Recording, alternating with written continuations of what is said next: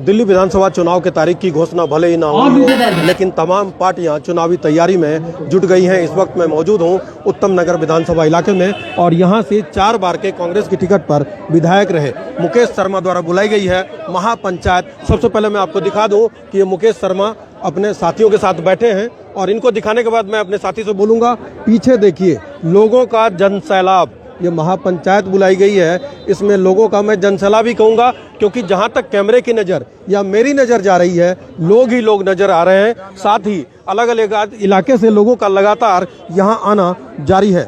मैं मुकेश शर्मा से सीधा बातचीत करूँगा और इनसे कुछ सवाल रखेंगे कि किस तरह की क्या ये चुनावी तैयारी शुरू हो गई है।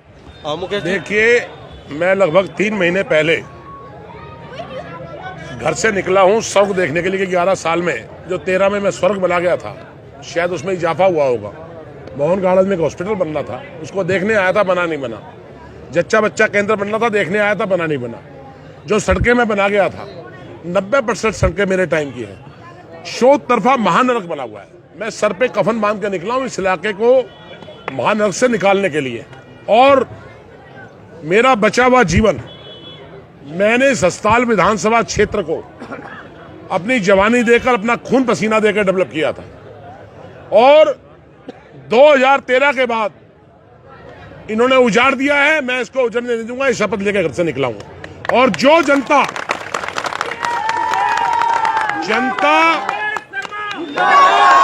जनता जो निर्णय लेगी,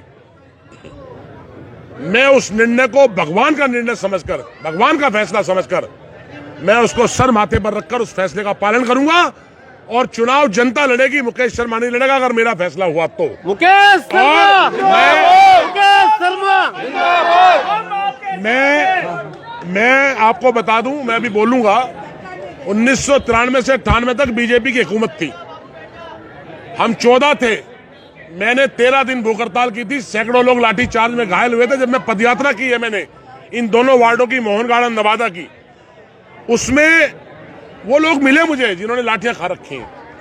और एक बेटी की, हेनरी जॉर्ज की बेटी की आंख फूटते फूटते बची थी। ये नंदकिशोर सहरावत जी का बेटा बैठा है, जो हमारे साथी मेरे साथ विकासपुरी से विधायक थे। 15 साल मैं रहा, उसके बाद नंदकिशोर ने संभाला। हमने काम किया है।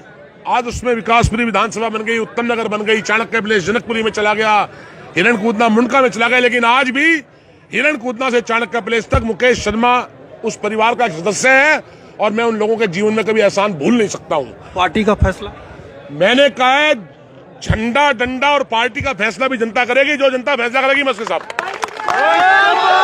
जिस तरह का जनसैलाब है और लोग, जिस तरह का जनसैलाब है और लोग आपके साथ हैं, बीच बीच में नारे लगा रहे हैं बातचीत के दौरान, वो तो लोगों का पूरा समर्थन आपको दिख रहा है। मैंने कहा है कि ये सुनामी है जो किसी को दिख नहीं रही है। और भारतीय जनता पार्टी की और आप पार्टी की घंटी बजने जा रही है बड़े वाली।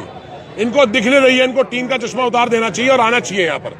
और मैं आपको बता दूं, ये जो राष्ट्रीय ध्वज लेके लोग आ रहे हैं, इसी राष्ट्रीय ध्वज से झूठ बोलकर इन्होंने निपटाया था, इस दिल्ली का बेड़ा गर्क किया है। और यही राष्ट्रीय ध्वज आज इस भीड़, ये सुनामी उनकी पोल खोलने के लिए यहाँ पर आई है। जो निर्णय होगा मैं जनता के साथ हूं।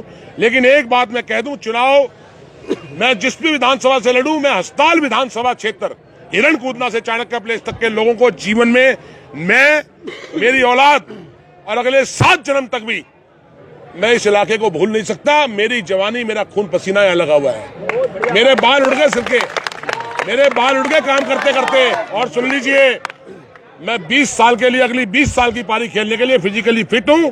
और सबको चुनौती दे रहा हूं, जिसको हिम्मत है मैदान में आए। जो निर्णय होगा मैं उस निर्णय के साथ चलूंगा। मैं मोहन गार्डन और बिंदापुर, आप जानते हैं बिंदापुर का हॉस्पिटल की मैंने नींव रखवाई थी 12 में, आज उस पर कब्जे करा दिए इन्होंने। मैं लोगों को आश्वासन दे रहा हूं, मैं उस हॉस्पिटल को बनवाऊंगा। मैं मोहन गार्डन में जच्चा बच्चा केंद्र हॉस्पिटल बनवाऊंगा।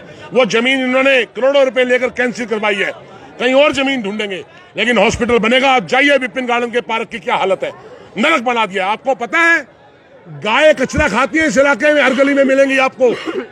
किसी बीजेपी वाले का खून नहीं खोलता। ये सांसद, ये पार्षद 10 साल तक बीजेपी थी, 9 साल से यहाँ पर बीजेपी, आप पार्टी का एमएलए, 2 साल बीजेपी का रहा। जो लोग गाय गौ माता की पूजा करने की बात करते हैं, मैं हूं कट्टर हिंदू, लेकिन मैं वो हिंदू हूं जो दूसरे के धर्म का अपमान नहीं करता। मेरी अपने धर्म में आस्था है। अरे जब गऊ कचरा खाती है मेरा खून खोलता है, क्या किसी बीजेपी के नेता को शर्म नहीं आ रही है? ये करोड़ों रुपए के हराम के पैसों के होर्डिंग पोस्टर लगा रखे हैं। मैंने एक हैंडबिल निकाला है सिर्फ महापंचायत का, कोई आपको मेरा होर्डिंग पोस्टर नहीं मिलेगा कहीं भी दूर दूर तक। और एक हैंडबिल ने इनको घुटनों के बल चलवा दिया है। और मैं कह रहा हूं फरवरी में नतीजे चौंकाने वाले होंगे। बस इतनी बात कह के खत्म कर रहा हूं।